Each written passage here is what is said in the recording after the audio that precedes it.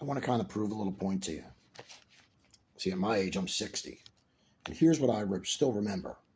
I remember when coffee or soda cups, the small ones, they weren't the size of Dixie cups. They were the size of like the medium cup now.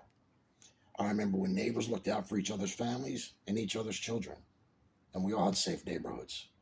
I, as a kid, 7, 8, 10 years old, would leave 9 o'clock in the morning, go out on my dirt bike, and I wouldn't come back till dark. My parent didn't have to worry because we were safe. I remember when car insurance was much, much cheaper than a car payment. I remember when we had to get up manually to change channel on the TV or to change the volume. Our remote control was the youngest kid in the house. They had to get up and do it for us. I remember when we had to use a rotary phone to call someone, which took forever. I remember when McDonald's had a dollar meal, when for $1, you got a soda, you got small fries, and you got a burger.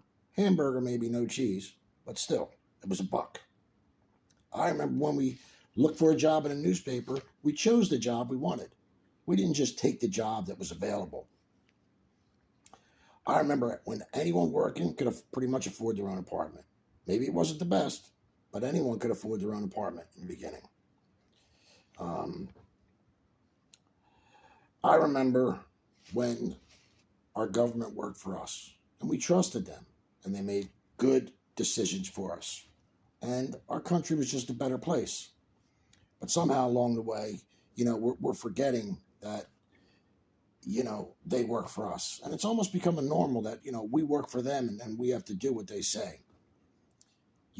Anything can be lost over a generation or two or forgotten about. I think we're at a very critical time in this country where certain things should never be forgotten or lost. And an important thing we all have to remember is the most powerful thing in this country. The most powerful thing in this country is one phrase: we the people. If we don't like something, we have to stand up. Maybe we have to talk. Maybe we have to raise our voice. Maybe we have to shout. Who knows what we have to do? But in order to keep things in a good way and live in the best country in the world,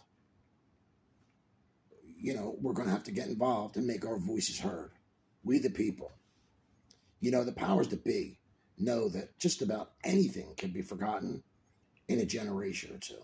And the majority of people will just accept the new normal as the new normal and do nothing about it. I think maybe they have a long plan and our plan isn't so long. Maybe our attention span isn't so long.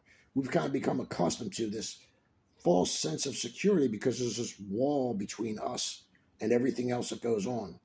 The news, with our television, our phones, even meeting people. We don't even actually interact with each other anymore.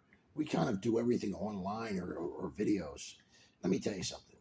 The world was a much better place when I was younger. And all the things I remember were great.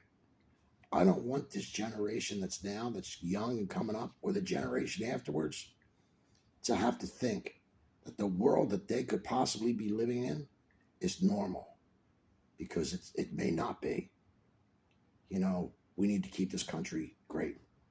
And we need to really let our leaders know that if they're doing a job we don't like, they're out. Why? Because we the people vote them out. That's pretty much it. So do you remember most of those things? If you don't, and other things seem normal to you now, some things just shouldn't be forgotten. Do your homework. Have a good day.